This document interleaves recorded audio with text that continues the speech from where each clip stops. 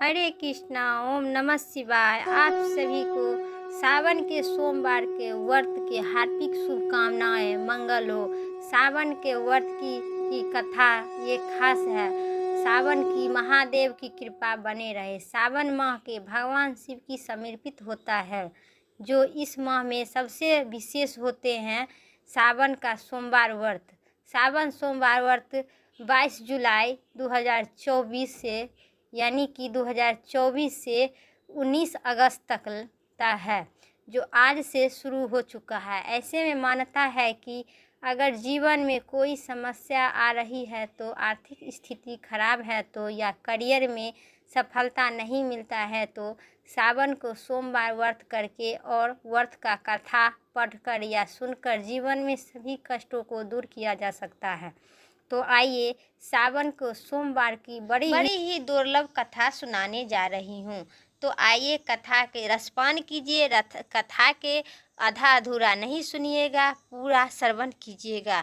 अगर मेरी चैनल पर नए हैं तो पक्का लाइक करके सब्सक्राइब करें और कमेंट में ओम नमः शिवाय जरूर लिखिए। तो आइए मनचित और ध्यान से सोमवार के दिन बड़ा ही दुर्लभ कथा।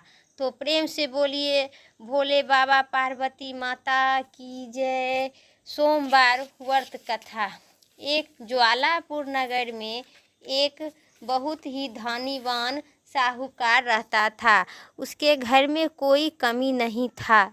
उसे केवल एक चीज़ का दुख था कि उसके कोई पुत्र नहीं था। वह रात दिन यही चिंता में रहता था कि वह पुत्र पाने के लिए कामना से प्रत्येक सोमवार को शिव जी का व्रत और पूजन करता था तथा संध्या काल में शिव मंदिर में जाकर भगवान शिव जी और माता पार्वती के दीप जलाता था। उनके इस भक्ति भाव को देखकर एक दिन माता पार्वती जी ने भगवान शिव से कहे, हे प्रभु, यह साहूकार आपका अनन्य भक्त है। आपकी सदादेव व्रत और पूजन श्रद्धा भाव से करता है। आपको इसकी मनोकामना पूर्ण करनी चाहिए।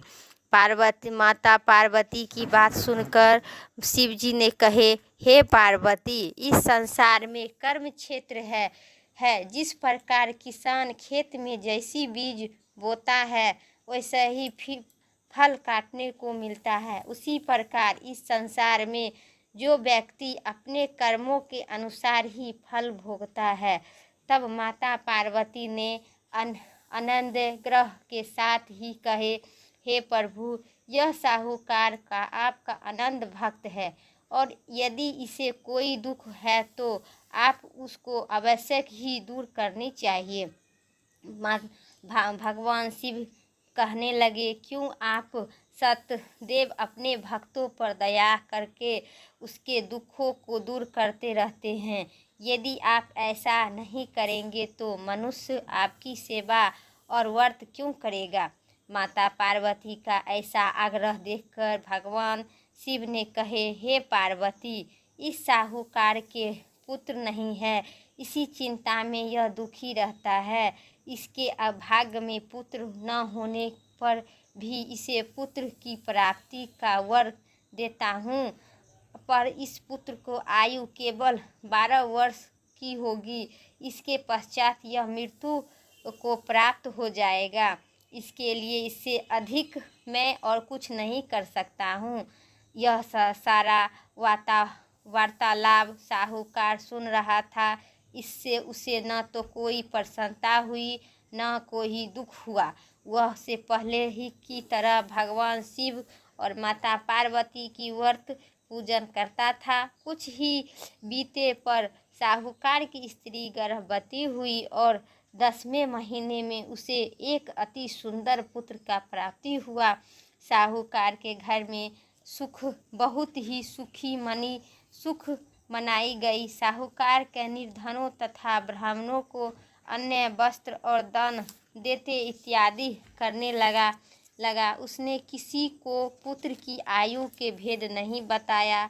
जब वह बालक 11 वर्ष के हो गया तो उसे बालक की माता ने साहूकार से बालक के विवाह इत्यादि के लिए आग्रह किया, लेकिन साहूकार ने कहा कि अभी मैं इसका विवाह नहीं करूँगा, इसे पढ़ने के लिए काशीपुर भेजूँगा।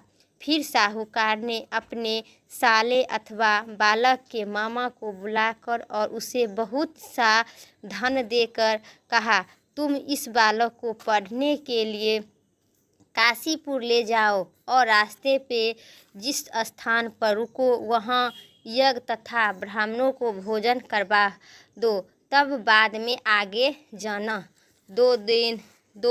दोनों मामा भांजा यज्ञ करते और ब्राह्मणों को दान करते हुए जा रहे थे। रास्ते में प्रताप नगर नामक एक शहर पड़ा। उस शहर में राजा की पुत्री का विवाह हो रहा था, इसलिए शहर में अच्छी तरह से सजाया गया था। दूसरे राजा का लड़का जो राजकुमारी के साथ विवाह के लिए बारात लेकर आया था, वह एक आँख से कनाह था। उसका पिता ने इस बात से ही बहुत ही चिंतित थी कि कहीं वर के देखकर कन्या का माता पिता विवाह से इनकार न कर दे। इसलिए साहूकार के अति सुंदर बेटे को देखकर उसने मन में विचार किया कि क्यों न दरवाजे के सामने इसी लड़के को वर का बना ले जाए। ऐसे विचार करके वर के पिता उसे लड़के और उसके मामे से बात की हुए तो दोनों तैयार हो गए। फिर उस लड़के को दूल्हे के कपड़े पहनाकर तथा घोड़ी पर चढ़ाकर दरवाजे पर ले गया और सारा कार्य संपन्न पूरा हो गया। फिर वह वर के पिता ने सोचा कि विवाह कार्य भी इसी लड़के से करा दिया जाए, तो ऐसा सोचकर उसने लड़के और लड़के का मामा से कहा, यदि आप फेरे और कन्यादान के काम को भी पूरा कर दे तो आपकी बड़ी ही कृपा होगी। उसने स्वीकार कर लिए और विवाह कार्य भी अच्छी तरह से संपन्न हो गया। परंतु जाते समय लड़के ने लड़की राजकुमारी की चुंदरी के पल्ले पर लिख दिया, तुम्हारी विवाह तो मेरे साथ हुआ है, लेकिन जिस लड़का के साथ तुम्हें भेजा जाएगा वह एक आँख से कन्हा है। मैं काशीपुर पढ़ने जा रही हूँ। लड़के के जाने के बाद उस राजकुमारी ने जब अपनी चुंदरी पर ऐसा लिखा हुआ पाया तो उसने राजकुमार के साथ जाने से इनकार कर दिया और कहा, यह मेरा पति नहीं है, मेरा विवाह इसके साथ नहीं हुआ, मेरे पति तो काशीपुर पढ़ने गए हैं। राजकुमार के माता और पिता अपने पुत्री को विदाई नहीं किए और बारात खाली हाथ लौट गई। इधर साहूकार का लड़का और उसका मामा काशीपुर पहुंच गए। वहां जाकर उन्होंने यज्ञ करना और लड़के को पढ़ाना शुरू कर दिए।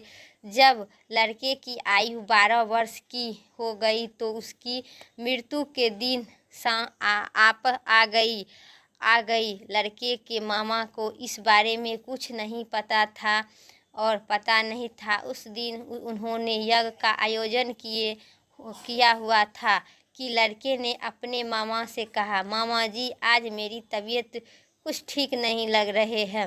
मामा ने कहा, जा अंदर जाकर लेट जा। लड़का अंदर जाकर लेट गया। थोड़ी ही देर बाद उसके प्राण निकल गए।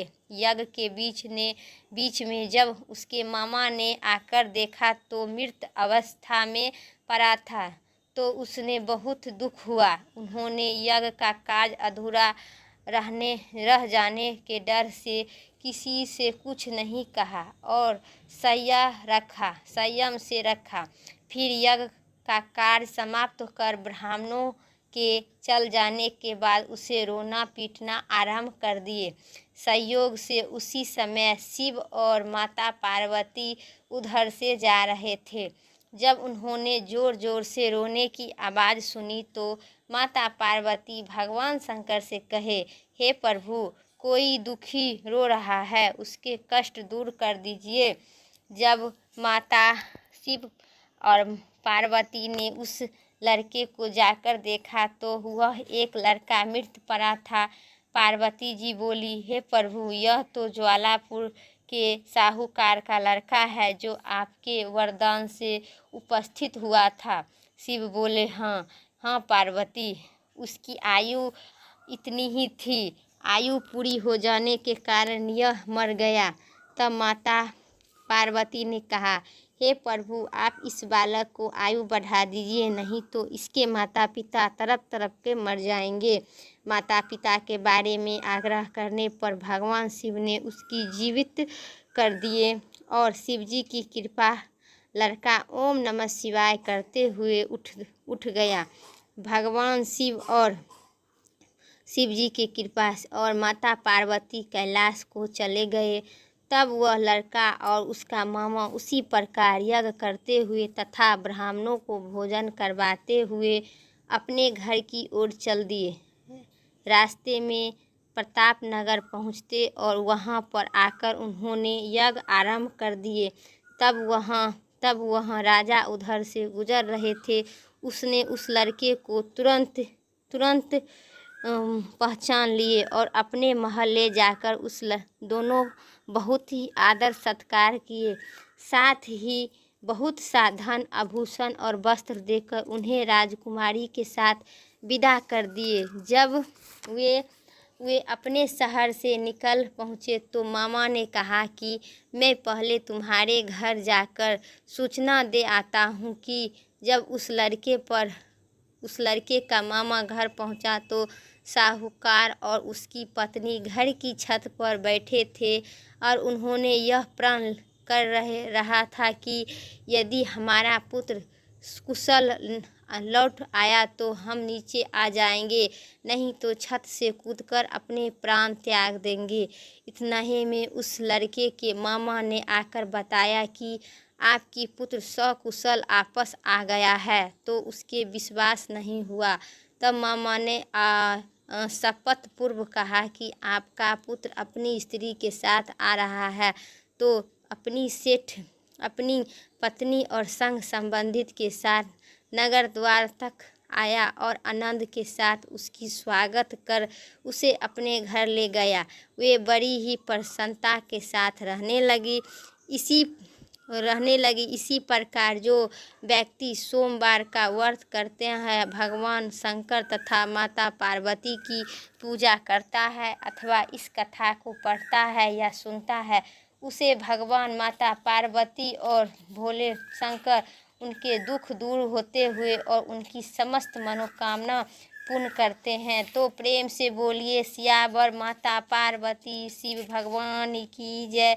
मेरा कथा यहीं तक था। अब कथा के बाद आरती का प्रारंभ करते हैं, तो आरती सुनिए।